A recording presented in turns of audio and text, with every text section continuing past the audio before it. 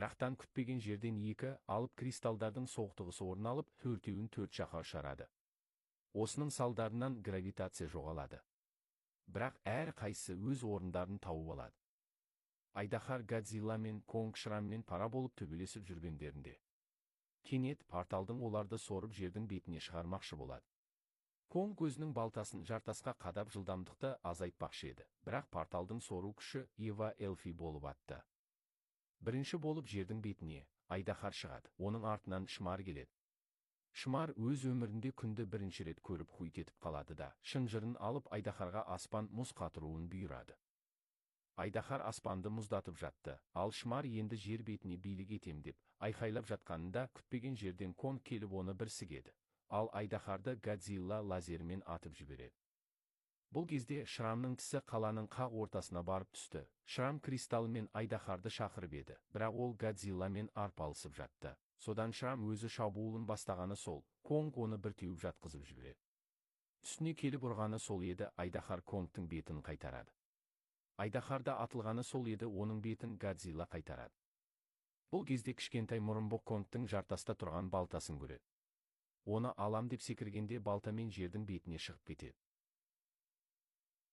Бұл кезде жердің бетінде Шрам зданияны бөліп алып, Конгқа лақтырады. Конг оны бір удармен жоқ қылып жібереді. Содан Конг ойланып тұрғанда артынан айдаһар келіп, оны былай да былай лақтырады. Бұл кезде Годзилла өзінің өте мықты ядерный күшін қосып, мойны жоқ Шрамға бағыттайды. Ал Шрам айналып кристаллы бар шынжырмен Годзиллаға шабуылдады. Годзилла шынжырды тістеп қалып, Шрамды лақтырып, шынжырды екіге бөліп жібереді. Екіге бөлінген шынжырдан кристалл түсіп кетеді. Оны бірден байқаған Шмар апыл-тұпыл кристалды алуға ұмтылады. Бірақ оны төбеден қарап тұрған Годзилла оған жол бермей, Шрамды лазерлей бастайды. Шрам кристалды үйтіп-бүйтіп, аунап тұрып алғанда оны қайтадан түсіріп алады. Бұл кезде Конг пен айдаһардың арасындағы шайқас қызып жатыр еді. Конг айдаһардан құтыла алмай, өлейін деп жатқанда, оған Годзилла келіп шабуыл жасап қалады. Годзилла оған ақырына шейін шабуыл жасап аунасып кетеді. Конг айдаһардан құтылдым деп, үсті басын қағып тазалап тұрғанда, кристалды көріп бас сала жүгіреді. Оның артынан Шмар да жүгіреді. Содан екеуі кристалға таласып, жетелмей алысып, бір-бірін өлтіріп жатқанда, бағана кеткен мұрынбоқ қолындағы Конгтың балтасын алып сүйріп жүреді да кристалдың тура үстінен ұрып, жарып жібереді. Барлығы күл-талқан болып, төрт гигант төрт жаққа ұшады. Есін бірден жиған Шрам мұрынбоқты ұруға атылады. Бірақ Конг сол қолымен оны жерге жабыстырып қайтадан алып, Годзиллаға лақтырып, ортада Шмар қуыршақ қылады. Әбден қиналып, мазақ болған Шрам айдаһарға шабуылдауын бұйырады. Бірақ айдаһар кристалсыз бағынбайтын еді.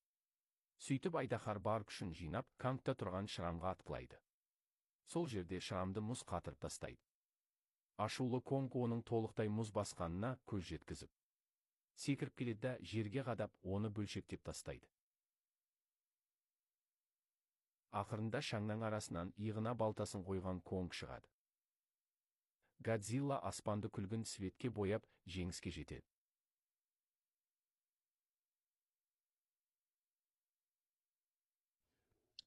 Достар, егер де видеоны ұнаса лайк басып, каналға тіркеліп кетіңіздер.